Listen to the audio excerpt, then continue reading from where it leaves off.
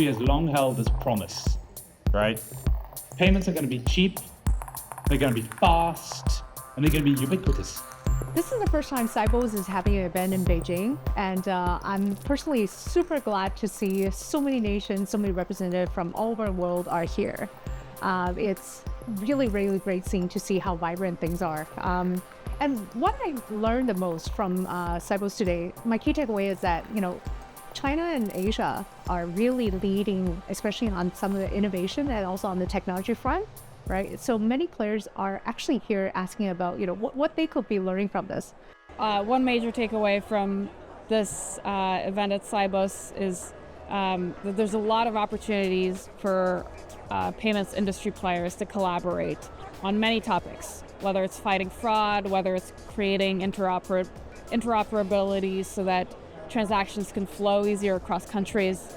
There's many areas where people who sometimes compete can actually collaborate to make things easier for customers.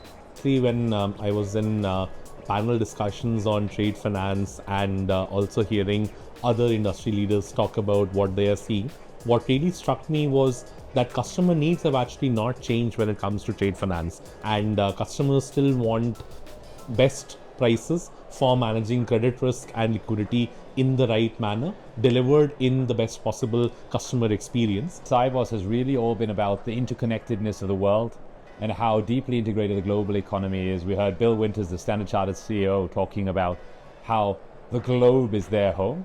And I think that's a really interesting framing as we think about the world of payments, which is really powering and greasing the wheels of global trade and commerce and how people interact and transact every single day. So I think that's been the biggest takeaway for me for this year's Sibos. Well, my takeaways from Sibos, first of all, I think it's a truly fantastic gathering of the financial community coming together, right? Over 100 banks and fintech companies, right, coming together and share thoughts and learnings and perspectives. So it's a fantastic experience. And secondly, I think it's despite the challenges, we feel a great sense of excitement around innovations, technologies, AI, and collaboration across institutions. And my biggest advice to banks and financial institutions more broadly would be, how do they think about a very agile operating model across the go-to-market, across technology, across how they think about partnerships and collaboration to actually deliver what clients are asking for.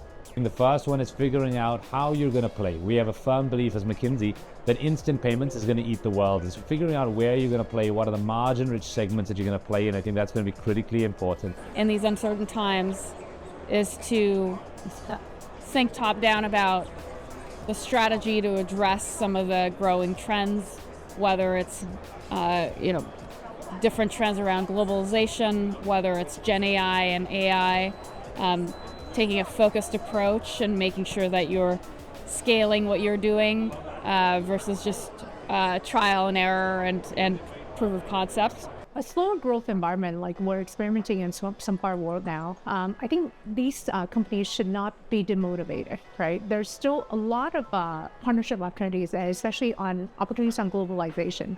Many companies are thinking about, how do they leverage some of the know-how and some of the capability and some of the key learning and experiences from companies that are leading in this part of the world to be able to help them to grow as we speak. Once you have the strategy, how to implement complicated strategy in this environment, being agile, being adaptable, and then having the performance culture and mindset for the next generation of leaders.